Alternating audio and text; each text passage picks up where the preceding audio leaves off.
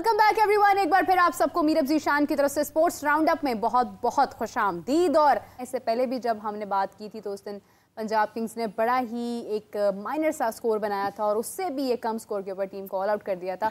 तो इस हवाले से डिस्कशन का बाकायदा आगाज़ करते हैं। मेरे साथ सेट पर मौजूद हैं sports analyst, sports journalist Imran Suhail साहब। अस्सलाम वालेकुम, कैसे आप? वालेकुम सलाम मीरब, आप कैसी हैं? ठीक है, मैं बिल्कुल ठीक हूँ। तो इमरान साहब, मैच जारी है और अच्छी बैटिंग भी जारी है। अच्छा टारगेट मिला, 172 रन थे मेरे ख्याल से, if I am not wrong, 7 wickets के नुकसान के ऊपर। अच्छा टारगेट, देखिए बुरा नहीं था देखा जाए तो। और आप क्या चाहते हैं कि मतलब 250-300 रन होते हैं? 200 रन बनते हैं। डेविड वार्नर खेल रहा है, जेम्स विंस खेल रहा है, और ये अगर ऐसी बैटिंग लाइन आपके पास हो तो आपको देखिए चीज़ नहीं हो रहा 200। डेविड वार्नर के स्किल्स आहिस्ता आहिस्ता खत्म हो रहे थे जैसे जैसे वो पाकिस्तान की सरजमीन पर आ रहा था।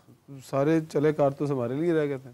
तो ये तो बाप उनको पूछना जिन्होंने उनको लिया, कराची किंग्स को पूछना। लेकिन मैं समझता हूँ 175 जो रन हैं ये इतने अच्छे नहीं थे। लेकिन मैं कोयटा ग्लैडिएटर की जो बुरे भी नहीं थे। हाँ बस हाँ ठीक है। आप अगर कोयटा ग्लैडिएटर के अगर यहाँ लाहौर के अंदर इस्लामाबाद यूनाइटेड होती तो फिर मैं देखता ये किस तरह अच्छे रन थे। मेरा ख्याल है कि अब देखें कोयटा ग्लैडिएटर की टीम जो है वो 36 पे 4 आउट हो गए, जिनके बारे में आप कहते हैं साउथ शकील खेल रहे 13 रन के ऊपर। उनके आउट होने वाले खिलाड़ी हैं अपना यहाँ पे रखें एलन और नजरें अपनी उठा के रखें। राइट। अच्छा अब 4 खिलाड़ी उनके आउट हुए हैं। और अगर अच्छी कारकर्दगी की मैं बात करूं तो कराची किंग्स की जानिब से सिर्फ एलन ने अच्छी इनिंग खेली है। उसके सॉरी जेम्स सब सेंचुरी बनाते नहीं, सब सेंचुरी ना बनाए, लेकिन अगर देखिए फिर आप बातें करते हैं यहाँ बैठ के कि जी 200-250 तो हो रहा है ना, आईपीएल के बराबर के तो कर रहे हैं हम रन। आईपीएल का मुकाबला है ही नहीं, कौन है जो करते हैं? बहुत सारे लोग हैं यहीं बैठ के करते हैं आपके राइट लेफ्ट पे। तो वो सुन भी लेते हैं फिर मेरे से जवाब भी तो वो सुनते हैं, लेकिन फिर करते क्यों हैं? मुझे तो ये और कुछ है नहीं ना करने के लिए। लेकिन जिस लीग की ब्रांड वैल्यू 1 लाख करोड़ है इंडियन रुपीस में, आप कैसे सोच सकते हैं कि आप उसके साथ किसी किस्म का कोई भी कंपैरिजन कर सकते हैं? 1 लाख करोड़ की जो बात आपने कर दी है ना, मुझे बताएं इंडियन रुपीस में जीरो पता कितने होते हैं? जी कितने? लाख में तो कम से कम 5 तो होते हैं। 1 लाख करोड़ की बात करें, देखिए वही वाली बात, फाइनेंशियली हम कभी भी कंपैरिजन आज नहीं 10 साल बाद भी नहीं कर पाएंगे आईपीएल का। सो परफॉर्मेंस तो हम अच्छी कर सकते हैं ना, अच्छे प्लेयर ला सकते हैं, ये तो हम काम कर सकते हैं। अगर हम मैं बार बार एक बात कहता हूँ कि अगर पाकिस्तान क्रिकेट बोर्ड एक प्लेयर के लिए हामी भर लेता है बड़े प्लेयर को लाने के लिए, तो फिर बाकी टीमों को भी कह देता कि यार तुम भी 1-1 2-2 ले आओ, हम थोड़े से पैसे दे देंगे। एक तो आज कराची में फिर क्राउड नहीं आया, तो आया कब था लास्ट टाइम? आज फिर नहीं आया। लोग पता मुझे एक जर्नलिस्ट है वो कह रहे थे कि इसके पीछे एक बहुत बड़ी साजिश है, शायद किसी को नाकाम किया जा रहा है। अच्छा, तो क्या लोगों के घरों में जाके उनको रोका जाता है कि आपने नहीं आना? वहाँ पर एक कैंपेन भी चलाई गई है बाकायदा तौर पर, बाइकआउट पीएसएल नहीं, हाँ वो वजह है, लेकिन उसके पीछे उन्होंने कुछ प्रोडक्ट्स जो कि इंटरनेशनली जिनका बाइकआउट किया जा रहा है, खासतौर पाकिस्तान में कुछ लोग कर रहे हैं, वो भी क्योंकि पीएसएल के साथ जुड़ी नहीं है, तो इसलिए एक कहते ग्रुप है जो वहाँ पर ये प्रमोट कर रहा है इस चीज़ को पीएसएल में मत जाए, क्योंकि पीएसएल उन प्रोडक्ट्स के साथ काम कर रही है जिनका बाइकआउट करना चाहिए।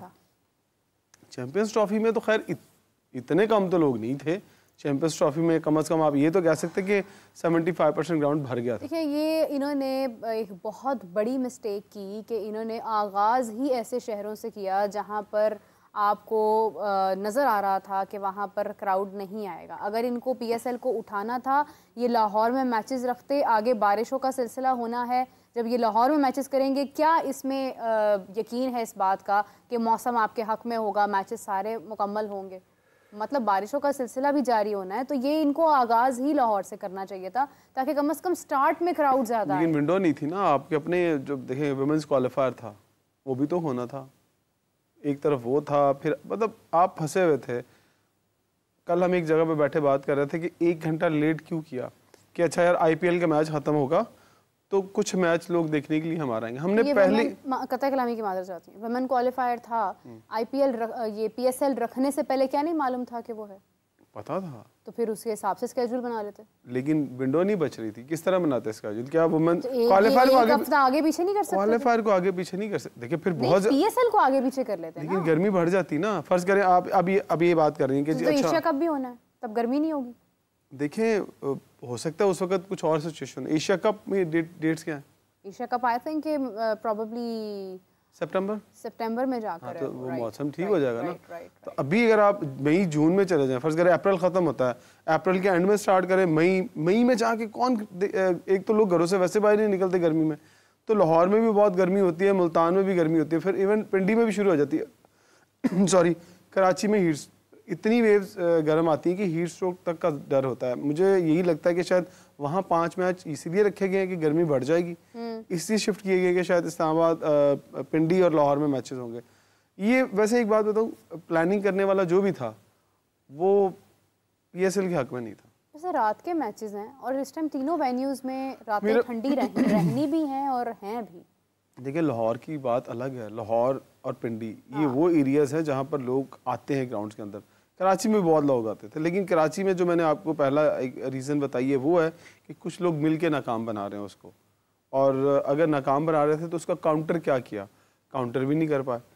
हालांकि कराची का ग्राउंड कितने लोग, 25,000 30,000 लोगों की कैपेसिटी है उसके अंदर, इससे ज़्यादा तो नहीं होगी, वो भी नहीं हम भर पाए। सो मेरा ख्याल है कि कहीं ना कहीं पहली दफ़ा PSL को हैंडल करने वाले लोग कुछ लोगों की बातों में आ गए, कुछ लोगों ने ख्वाब दिखा दिए कि आप ये कर लें वो कर लें, बाइक्स भी रख दी, इनामात भी रख दिए, उसके बावजूद लोग नहीं आ रहे हैं। हाँ, एक चीज़ बड़ी अच्छी हो रही है कि आगाज़ चाहे उसका अच्छा नहीं हुआ, जैसे कराची की बात करें, लेकिन जब उसका अख्ताम होगा वो अच्छा होगा, आपको लोग ग्राउंड में नज़र आएंगे, लोग मैच देखने के लिए भी आएंगे।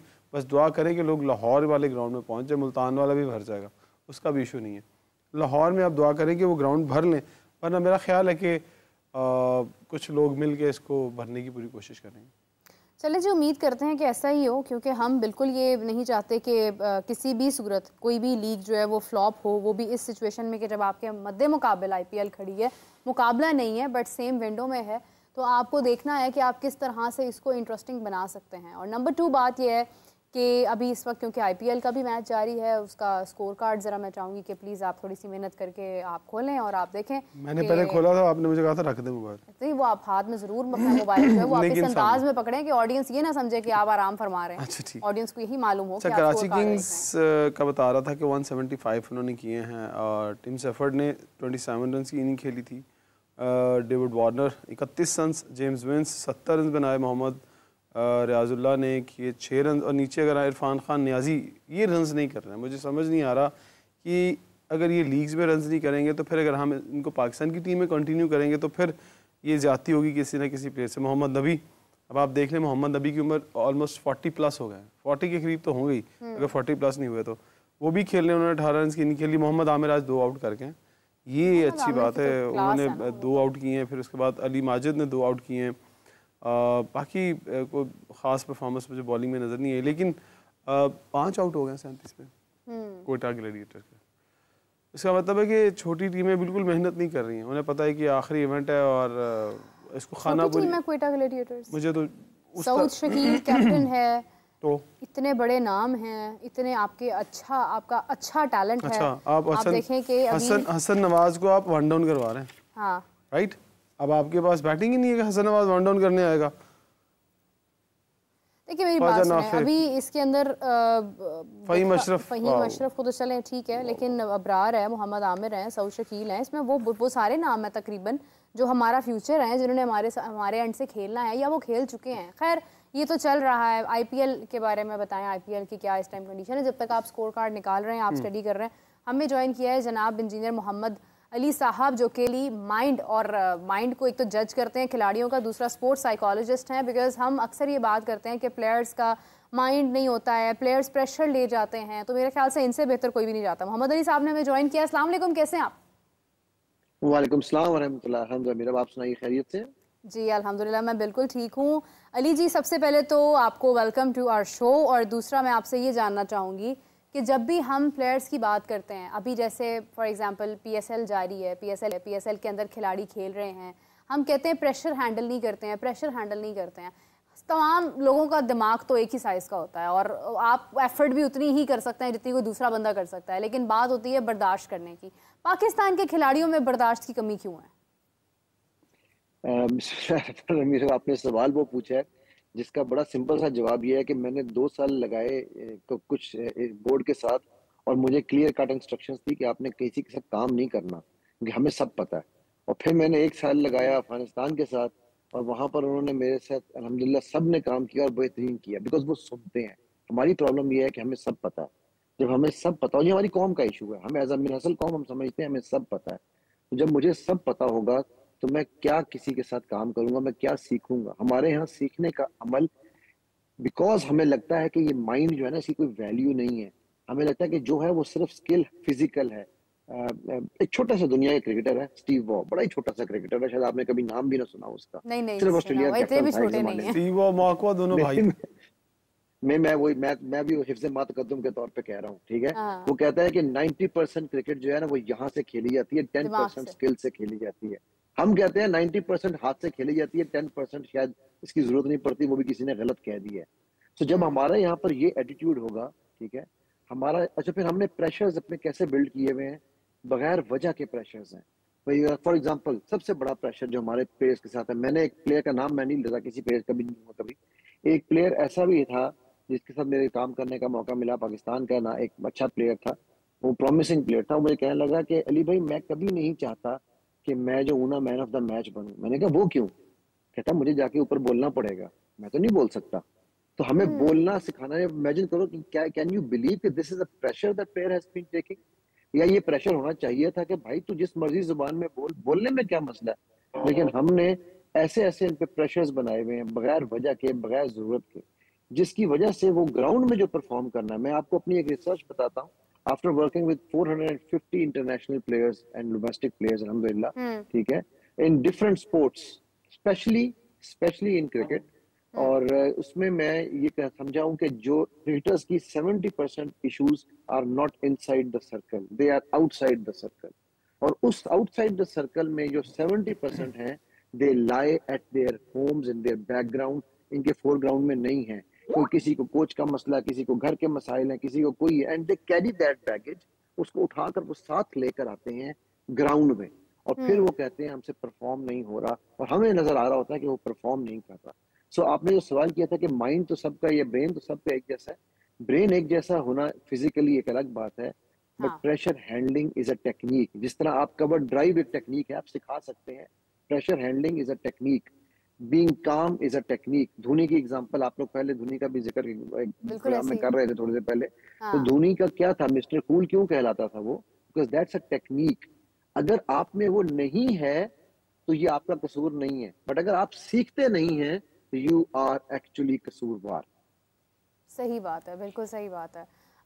दो लीग्स जारी हैं और प्रेशर हैंडलिंग की बात हो रही है, तो डेफिनेटली एक तरफ पीएसएल का प्रेशर, मैं दूसरी जरा तरफ आईपीएल का मोहम्मद अली साहब से एक बात प्रेशर। पूछना चाह रही हूँ। उन्होंने इब्तिदा में कहा कि ये पाकिस्तानी प्लेयर्स के पास जाते हैं तो वो कहते हैं सानू पता है। आप यही कहते हैं ना, हमें पता है क्या करना हम है। जानते ये बिल्कुल 100% बात कर रहे हैं कि उनके साथ जितने मर्जी कोचेज लगा दें आप, एक वो शख्स होता है जिसको सीखने का शौक होता है।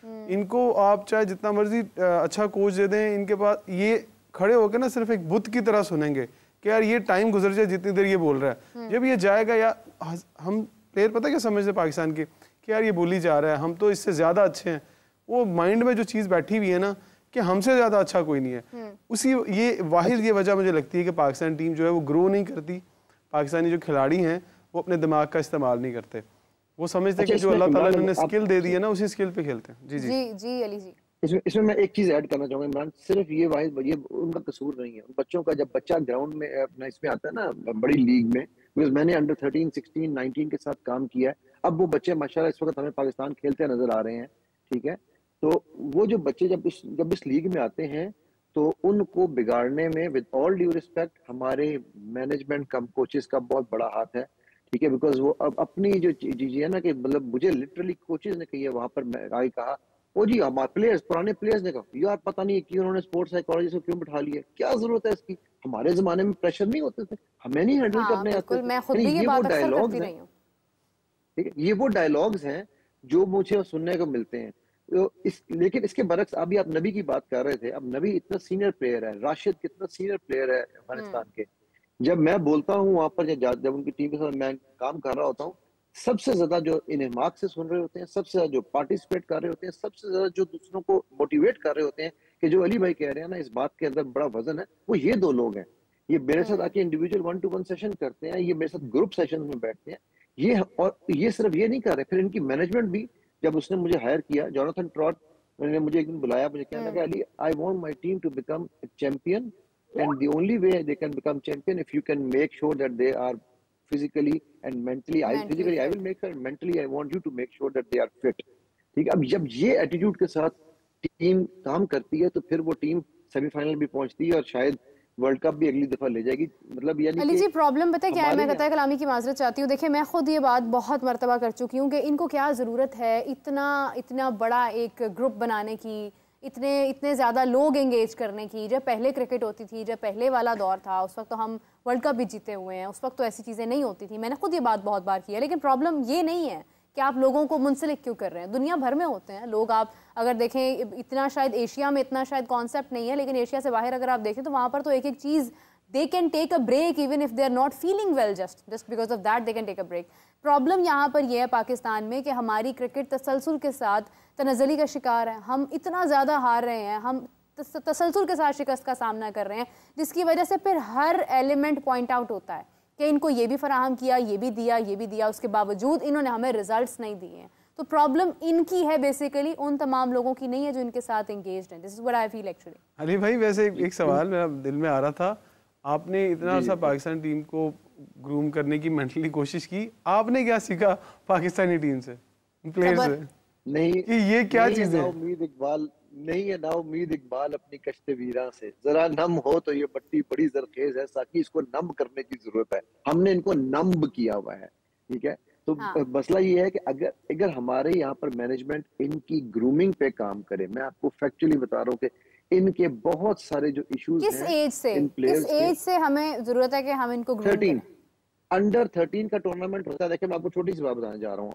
अंडर 13 का टूर्नामेंट होता है, खत्म होता है, किसी के बाप को भी नहीं पता होता कि कौन सा प्लेयर जिंदा भी है या मर गया।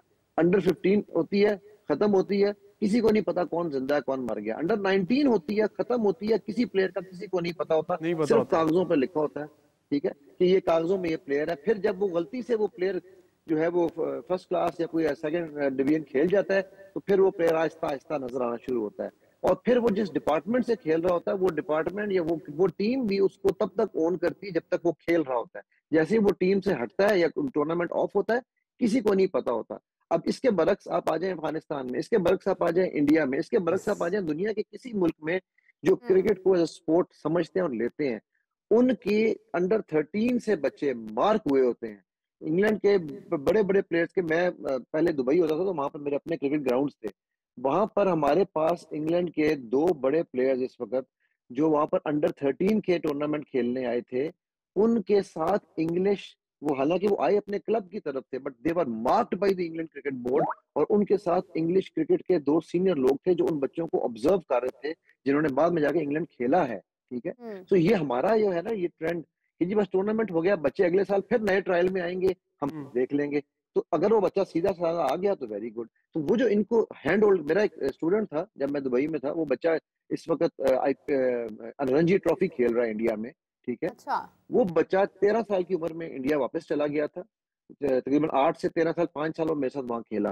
अब 13 में वापस गया, उसको केरला की जो स्टेट है वहां से वो खेलना शुरू हुआ। उन्होंने उसको कहता है सर मेरी खाना पीना, मेरी पढ़ाई, हर चीज मेरे कोचेस मॉनिटर करते हैं कि ये क्या कर रहा है, कितना टाइम किसको दे रहा है। एंड आज वो बच्चा रणजी ट्रॉफी खेल रहा है, उसका आईपीएल में नाम आया था, लेकिन उसकी मेरे सिलेक्शन नहीं इस दफा हो सकी, शायद अगली दफा हो जाएगी। बट ये यानी ये वो तरीका है कि आप अपने प्लेयर्स को ओन करते हैं। हम प्लेयर्स की परफॉर्मेंस को ओन करते हैं, प्लेयर को ओन नहीं करते। ये बात बिल्कुल ठीक है आपकी। ये मैं बहुत दफा कह चुका हूँ कि अगर 2013 में अगर कामरान गुलाम और साउथ सी की भी आप कप्तान की बात करें, कि 2013 में अंडर 19 खेले थे, और आज कितने साल हो गए इस बात को, आज 12 साल हो गए। 12 साल चले, कामरान गुलाम को कब मौका मिला? इसी साल टेस्ट मैच के अंदर। इसका मतलब है कि 12 साल ये बंदा पाकिस्तान नहीं खेल सका, 19 और उसके बीच 12 को जमा कर ले प्लस 30 जाके ही खेला। और आप वाली वो बात बिल्कुल ठीक है कि जब ये खेला 13 साल की उम्र में, जो 12 साल के अंदर 19 साल के प्लेयर थे, वो पाकिस्तान अगर प्रेजेंट किया उन्होंने, तो वो प्लेयर थे तो इस लेवल के पाकिस्तान की तरफ से खेले। कहाँ है वो? उनकी तादाद अगर मैं गिनूं ना तो 100 से ज्यादा बनती है। वो 100 से ज्यादा जो लड़के थे वो कहाँ गए? मैं हमेशा कहता हूँ कि पाकिस्तान क्रिकेट का सिस्टम एक अज़दा है जो अपने बच्चे खुद निकल जाता है, और इसको पता भी नहीं चलता किधर गए हैं। जब तक ये अजदहा नहीं मरेगा, कोई इंसान इनकी जगह पे आगे नहीं बैठेगा, पाकिस्तान का टैलेंट इसी तरह क्रश होता रहेगा। इसी बात के साथ एक और सवाल है, आपकी बात को ही कंटिन्यू करते हैं इसी जवाब के साथ कि आपने क्रिकेट प्लेयर्स की तो दुनिया भर में बहुत से ऐसे कंट्रीज हैं जिनके प्लेयर्स का आपने ख्याल रखा, उनकी ग्रूमिंग करने की कोशिश की, लेकिन पाकिस्तान क्रिकेट बोर्ड में से कोई मौका नहीं मिला कि किसी को आप बिठाएं और उसकी भी कोई तरबियत हो जाए थोड़ी बहुत, शायद कोई सिस्टम बेहतर हो जाए हमारा। अच्छा, मैं यहाँ पर ना एक क्रेडिट देना चाहता हूँ दो लोगों को। एक है फैसल हसनैन जो हमारे पिछले सीईओ थे, और दूसरे है रमीज राजा। मेरा जब इंटरव्यू हो रहा था पीसीबी के लिए, तो मेरा इंटरव्यू पैनल जो बैठा था उसमें एचआर वाले भी थे, और फिर मुझे सीईओ ने भी इंटरव्यू किया। फिर उसके बाद रमीज राजा के साथ मुझे कहा गया कि आपको सिर्फ 5 मिनट मिलेंगे, और 5 मिनट के बाद आपने सीईओ चेयरमैन साहब को छोड़ देना है। मैं बैठा हुआ, मेरा 45 मिनट्स का मेरा इंटरव्यू हुआ। मुझसे पहला सवाल रमीज ने ये पूछा, रमीज भाई कहने लगे कि अगर मैं आपको बाबर और रिजवान के सामने बैठा दूं तो आपकी तो दुनिया में बल्ले बल्ले हो जाएगी, क्रिकेटिंग वर्ल्ड आपको यूं जानने लग जाएगा, पीसीबी को क्या मिलेगा आपसे। अब ये सवाल बड़ा इंपॉर्टेंट था। मैंने फौरन एक कागज निकाला, मैंने कहा जी ये मैं आपको देने जा रहा हूँ, ये मेरी रिक्वायरमेंट है आपसे, ये मेरी ख्वाहिश है कि आप मुझे ग्रास रूट दें, पहले मुझसे ग्रास रूट पे काम कराएं, अंडर 13, 16, 19, फिर मुझे पाकिस्तान टीम दीजिएगा। तो रमीज स्टूड अप, कोरोना के अलग दिन थे, ही hugged me and he said के यार ये मेरा जेपीएल जो उनका जूनियर प्रीमियर लीग थी, ठीक है, ये मेरा उसका वो प्लान था, और मैं एग्जैक्टली ये सुनना चाहता था कि आप क्या ऐसा कोई बंदा है हमारे दरमियान जो ये कहे कि मैं बच्चों के साथ काम करूंगा। रमीज राजा साहब ने खुद क्यों नहीं वैसे ये सोचा कि वो भी काम करें बच्चों के साथ थोड़ा सा? अब असल में उनकी जॉब ही नहीं थी, अलग है, नहीं उनकी जॉब नहीं, सवाल अलग है, ठीक है। नहीं मैं बता देता हूँ सर, कोचिंग उनकी जॉब ही नहीं थी, उन्होंने कभी उसको अडॉप्ट ही नहीं किया, कभी नहीं कह रहे हैं आप। फैसल हसनैन साहब ने मुझे बुलाया और मुझे कहा कि अली आप प्लेयर से पहले काम करने से हमारी मैनेजमेंट के साथ काम करें, ताकि हमारी मैनेजमेंट को पता चले कि विनिंग टीम बनती कैसे है। Now this was the attitude of the two top people at that time. Had they been there, it would have been probably a different story. देखिए ये तो आपका ज़र्फ था, आपने ये बात की है। रमीज राजा साहब डेफिनेटली उन्होंने भी अच्छे काम किए हैं, जो आया उसने कुछ ना कुछ अच्छा करने की कोशिश तो हमेशा से ही की है, कोई बुरा नहीं चाहता है, इंटेंशनली कोई बुरा करता भी नहीं है। रमीज राजा साहब अगर उनको वाकई इस चीज़ का ख्याल था, जो इन्होंने इनके हवाले से तो इनकी तारीफ़ की है, लेकिन उस वक्त क्या हमारा अंडर 13, अंडर 15 और ये सारा कुछ क्या बेहतर था? मैं थोड़ा सा अली भाई को बताता चलूँ कि पाकिस्तान के अंदर जो जूनियर लेवल का क्रिकेट का सिस्टम है, इनको बहुत अच्छा पता है क्योंकि ये उस सिस्टम के अंदर साथ रहे हैं। जो जूनियर क्रिकेट है ना, ये पाकिस्तान में उस तरह से होती ही नहीं है जिस तरह दुनिया भर में जूनियर क्रिकेट होती है, ये होती है। अब मुझे एक बात बताएं, यहाँ यह ना खानापुरी है, एक कोटा सिस्टम है, अंडर 13 में भी कोटा है, अंडर 17 में भी कोटा है और अंडर 19 में भी कोटा है। वो कहता है हर क्लब वाला मेरा आती हैं, सॉरी आपकी बात काटना, मैं टीमें सिलेक्ट होके आती हैं अभी अंडर 13। सर मैंने बता दिया ना, मैं वही ना, ये कोटा है। जब कोटा सिस्टम पे प्लेयर आएंगे तो तेरे 3 मेरे 4 उसका 1 मेरा, तो आप तो टैलेंट ला ही नहीं रहे, आप तो अपनी मर्जी के लोग ला रहे हैं। जब आप अपनी मर्जी के लोग ला रहे हैं तो उसका कॉन्फिडेंस लेवल क्या होगा? जिसको पता है कि यार मेरे बाबा ने या मेरे किसी सिफारशी ने कह दिया कि तू खेलेगा, तो क्या आके वो कोच की बात सुनेगा? क्या आगे वो सीखने आएगा? सीखने वो आएगा जो टैलेंट पे आएगा, जिसको शौक होगा कि यार मैंने सीख के ऊपर जाना है। जो सीखा सिखाई घर से आ रहा है, पुत्र जा तू खेल। लाइक बहुत सारे प्लेयर है, मैं नाम लेना मुनासिब नहीं समझूंगा यहाँ पे, एक ले लेता हूँ फ़हीम अशरफ साहब का, जिन्हें पता है कि मैंने आ जाना टीम में, मुझे मैं कुछ करूं या ना करूं। तो पाकिस्तान का सिस्टम ऐसे चलता है, आप अपना काम करते रहेंगे अली भाई, लेकिन माजरत के साथ फ़हीम अशरफ ने अगर बात की ओपनली कि इंडिविजुअली हर कोई खेल रहा है और ये तमाम चीज़ें जो उन्होंने हाईलाइट की हैं, इसी से मिलती जुलती बात थोड़ी सी ज़रा ज़्यादा समझ लें आपके बेहतर अंदाज में या वाज़े अंदाज में जब गुफ्तगू फ़खर ज़मान ने की तो उनके ऊपर बैन लग गया। फ़खर ज़मान तो हमें नज़र ही नहीं आया उसके बाद, लेकिन फ़हीम अशरफ की बात करने के बाद किसी ने कोई सवाल ही नहीं उठाया इस बात। अच्छा, एक आप मज़े की बात बताऊँ, फ़खर ने जो बात की थी वो इंटरनेशनल कोचेज़ के हक़ में की थी। उन्होंने कहा यार गोरे आए हैं तो गोरे आके थोड़ा मुझे सपोर्ट करेंगे। गोरों ने उसको सपोर्ट किया, पर हुआ क्या कि जिनको ये बात पसंद नहीं आई उन्होंने गोरों को उठा के बाहर फेंक दिया। उन्होंने कहा तुम हमारा सिस्टम चेंज करने जा रहे हो, तुम निकलो यहाँ से। और ये बहुत बुरा हुआ है, ये अच्छा नहीं हुआ है। वो गोरे जाकर अब दुनिया भर में पता क्या कह रहे हैं कि पाकिस्तानी टीम की कोचिंग नहीं करनी जाके, और कि जिस मर्जी मुल्क की कोचिंग कर लें, बताए ना कौन सा बंदा आपके मुल्क में आके कोचिंग करने के लिए तैयार है? गैरी क्रिस्टन, इस लेवल के कोच जिसने इंडिया को कोच किया और ऊपर लेके आने में बड़ा गोरों को हम रोहित शर्मा से कोचिंग करवाएंगे अपनी। इमरान, आप तो गोरों की बात कर रहे हो, हमारे अपने लोकल में कौन अच्छा है जो आके कोचिंग करना चाहता है? हमारे पास कोचेज है ही नहीं। अच्छा, यहाँ भी अली भाई मजे की बात बताऊं, यहाँ भी कोटा सिस्टम है। किसने कोचिंग कोर्स करना है, हर साल में मुझे लगता है 25 और 25-75 कोच बनते हैं मुख्तलिफ लेवल्स के अंदर, जो कोचिंग कोर्सेज करते हैं लेवल 1 से लेके लेवल 3 तक। और वो क्या आपको लगता है मेरिट पे आते हैं? वो किसी न किसी सिफारिश पे आते हैं कि यार ये 2 कोर्स कर लेगा। लेवल 3 भी होता है ना, लेवल 3 पर जाते हैं ये कोचेस, कुछ कोचेस को प्रमोट करने के लिए करवाते हैं। वो इसलिए करवाते हैं कि यार पे भी हो रहे हैं। नहीं वो तो हो तो रहे हैं। यहाँ पे कौन करता है? यहाँ पे तो बड़ी मुश्किल से सिर्फ आपको लेवल 1 लेवल 2 को इसलिए कराया जाता है कि आप सिर्फ एलिजिबल हो जाए being to be a coach. मैं बता रहा हूँ वही ये सिफारशी कल्चर ना, कि हाँ यार 2 रीजन के कोच आएंगे तो कल को रीजन में नौकरी तो मिलेगी कि हाँ यार हमारे रीजन के 2 कोचों को कोर्स करवाएं। क्योंकि ये क्राइटेरिया है ना कि अगर आप कोचिंग कोर्स नहीं करते तो आपको जॉब ऑफर नहीं होती, आपकी असाइनमेंट्स नहीं लगती। ये जस्ट अपने बंदे फिट करने के लिए, अपने बंदे फिट करी जो क्रिकेट टीम से अपना बेड़ा गर्क करवाई जो। कोई ऐसा कोच है जो आपको मॉडर्न डे क्रिकेट की कोचिंग के बारे में बता सके? नहीं है ना।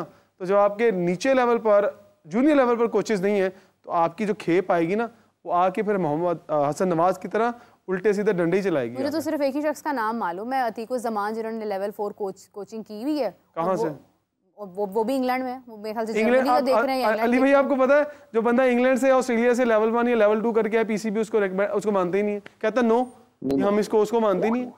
पाकिस्तान से करें, वो इवन आईसीसी को नहीं मानते, तो ये तो फिर आप अच्छा अब अली साहब ये थोड़ा सा डिस्कशन को हम जरा इंटरेस्टिंग मैं कहती हूँ बनाते हैं। ये सब तो चलता ही रहता है, आईपीएल भी जारी है और मेरा फेवरेट प्लेयर इंडिया में सबका फेवरेट ही है, विराट कोहली डेफिनेटली सबको पसंद है, रोहित शर्मा मुझे बड़ा पसंद है। अभी अगर हम उनके यंग प्लेयर्स की बात करें ना करें, इनको जरूर पसंद है। श्रेय क्यों ना करें, कोई सब कुछ ही कर रहे हैं। आईपीएल में तो कुछ नहीं कर रहे भाई, तो 2 ट्रॉफीज दे गए हैं वो भारत को। आप आईपीएल को लेके बैठे, पैसे जरूर इकट्ठे करते हैं आईपीएल के लिए, उनकी शक्लें दिखा के ना। हमारे पास ऐसा प्लेयर ही नहीं है कि उनको दिखा के हम कहें जी स्पॉन्सर आ जाए। बस करते हैं अब अपने किरदार पे डाल पर्दा इकबाल, हर शख्स कह रहा है जमाना खराब है। अच्छा अली साहब, हम लोग बात कर रहे थे आईपीएल के बारे में। कुछ ऐसे प्लेयर्स हैं इंडिया के जो पर्सनली मैं जिनकी काफ़ी मदाह, मैं उनकी तारीफ करती हूँ बहुत। इंडिया के प्लेयर्स के अंदर ऐसी क्या क्वालिटी है कि वो हर किस्म का प्रेशर भी हैंडल कर लेते हैं? उनका 17 साल बच्चा भी आकर जो है वो बुमराह को छक्का लगा देगा, कुछ ऐसा कर देगा कि मतलब वो हैरान कुन बात हो जाएगी। वो क्यों प्रेशर नहीं लेते हैं किसी चीज़ का? मैंने जिस तरह आपको भी बताई पहले स्टोरी कि अपने उस बच्चे की जो 13 साल में चला गया था इंडिया, और आज वो जो है उसको ग्रूम किया जा रहा है, उसकी डाइट, उसकी हर चीज, उसको mentally Rahul Dravid was one of his mentors assign to this boy because ये बच्चा उनके लिए ठीक है। अब आप सोचो कि जिसको राहुल द्रविड़ की मेंटरशिप दी गई होगी तो वो क्या उसका वो एक 14-15 साल का बच्चा और द्रविड़ जैसा स्टालवर्ड उसको मेंटर कर रहा है। ठीक है, अब ये मैं आपको वो चीजें बता रहा हूँ। मैं अभी जब T20 वर्ल्ड कप में हमारा अफगानिस्तान और इंडिया का मैच था तो मुझे इत्तेफाक हुआ जाहिर है इंडियन टीम के साथ गपशप लगाने का, थोड़ा सा वहां बैठे हुए। तो वहां पर मैंने बुमराह से एक सवाल पूछा। मैंने कहा यार बुमराह मुझे एक बात बताओ, मेंटल टफनेस की बात कर रहा हूँ मैं यहाँ पर, ठीक है। मैं यार बुमराह मुझे एक बात बता, ये तुम 10 कदम से इतनी स्पीड कैसे निकालता है? तो हंस पड़ा, कहता है भाई 10 कदम का जुल्म तो ना करो, 15-16 तो कदम बनते ही है मेरे। मैं कहा चल यार 15-16 से कैसे निकालता है?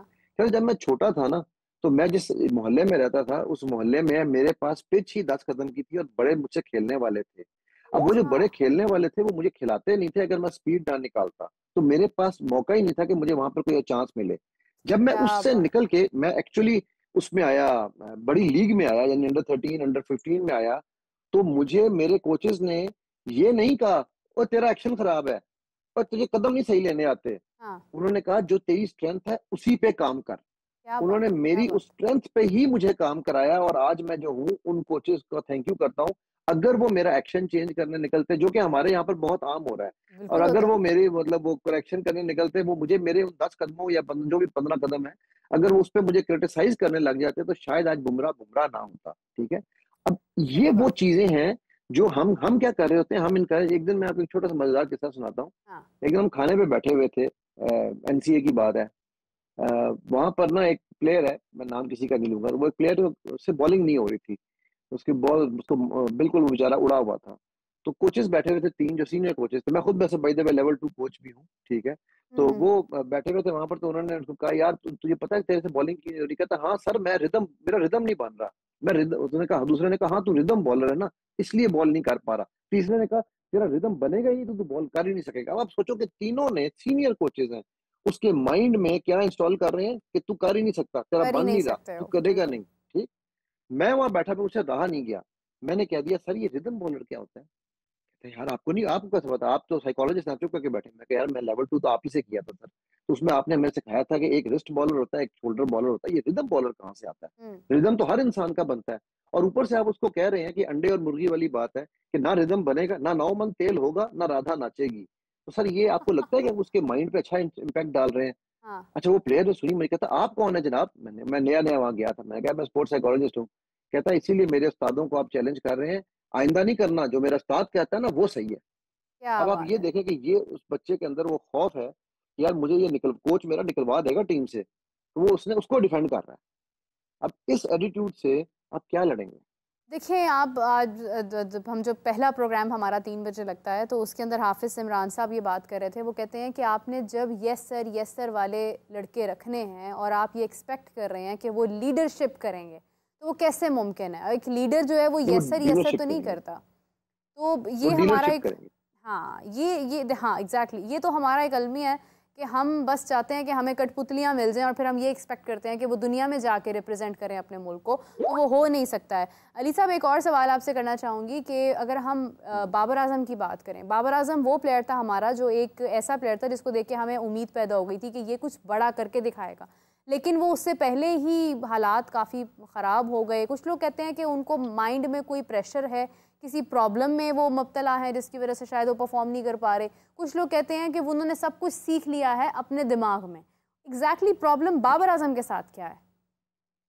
देखो मैं इस बात को पहले भी 1-2 चैनल्स पे ये बात कह चुका हूँ, बाबर आजम में कोई प्रॉब्लम नहीं है, ठीक है? अच्छा। बाबर आजम को हैंडल करना नहीं आ रहा है इनको, जिस तरह इनको बहुत माजी में बड़े प्लेयर्स को हैंडल नहीं करना आता था, बिकॉज जैसे ही प्लेयर बड़ा होता है हम उसको खुदा बना देते हैं। जब आप किसी को खुदा बनाते हैं, खुदा वो है जिसकी इबादत की जाए, मैं अल्लाह नहीं कह रहा हूँ, ठीक है? जब राइट आप राइट। किसी को खुदा बना देते हैं तो फिर आप उसकी हर नखरे को उठाते हैं, उसको उसको पूजने लग जाते हैं। हमारे यहाँ पर प्रॉब्लम बाबर आजम में नहीं है। बाबर आजम आज आप मुझे उसके साथ दें, टाइम दें, बाबर आजम को मेरे पास भेजें, इंशाल्लाह बिस्मिल्लाह। मैं एक अफगानी प्लेयर का नाम नहीं मैं किसी का लेता, एक नहीं बल्कि 3 अफगानी प्लेयर्स की मैं एग्जांपल दे सकता हूँ कि जो who were written out and off, कि जी वो टीम में भी शायद ना होते और अब उसके बाद वो माशाल्लाह टूर्नामेंट के टॉप प्लेयर्स में से बने पिछले दफा भी, और अब भी वो मुसलसल परफॉर्म कर रहे हैं। So it is not that the player has a problem, it is the system that needs to understand that the player needs help. हम उनको हेल्प दिलवाते हैं।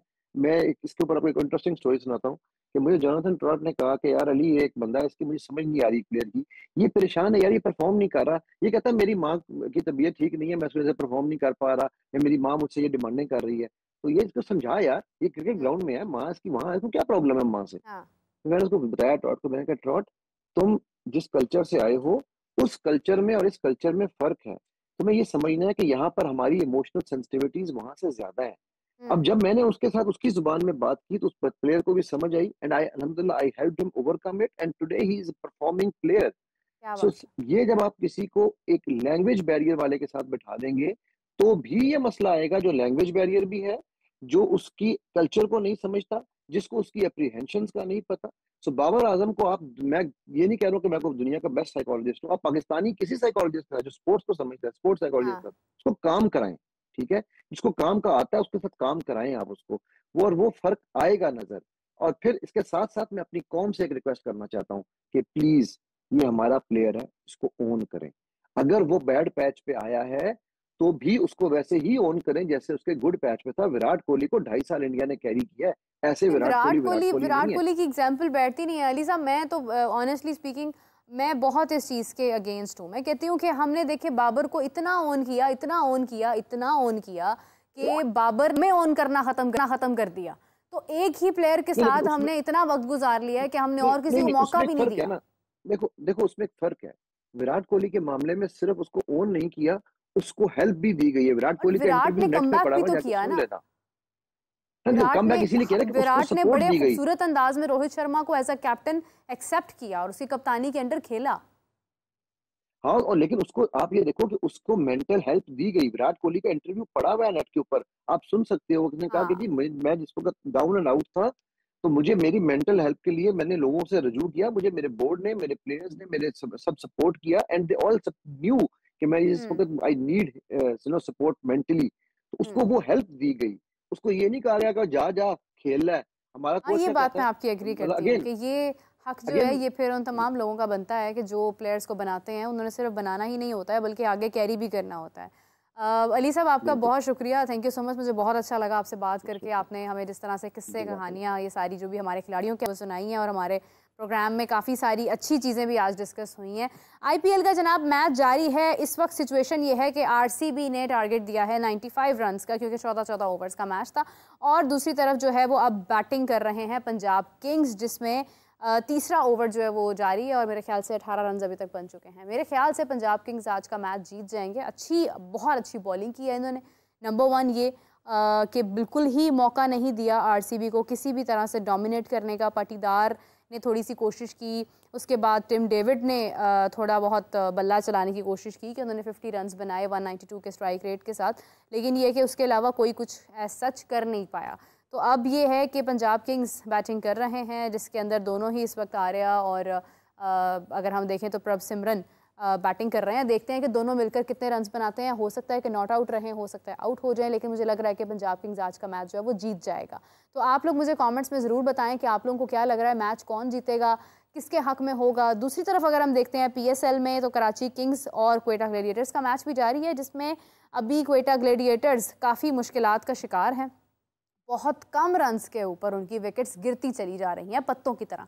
तो इसका मतलब ये है कि कराची किंग्स आज का मैच ले जाने वाले हैं, और डेफिनेटली आज भी किसी ना किसी को हेयर ड्रायर तो मिलेगा ही, क्योंकि अगर हम देखें तो अभी अच्छा जो कोई अगर स्कोर रहा है तो वो हाईएस्ट रन्स अभी जेम्स विंस की तरफ से ही रहे हैं। तो हो सकता है एक बार फिर हम देखें कि उनको कोई हेयर ड्रायर गिफ्ट मिल रहा है। तो इस हवाले से जो है वो डिस्कशन आपके साथ करेंगे कल। अपना बहुत सारा ख्याल रखिएगा। Till then take care, bye bye.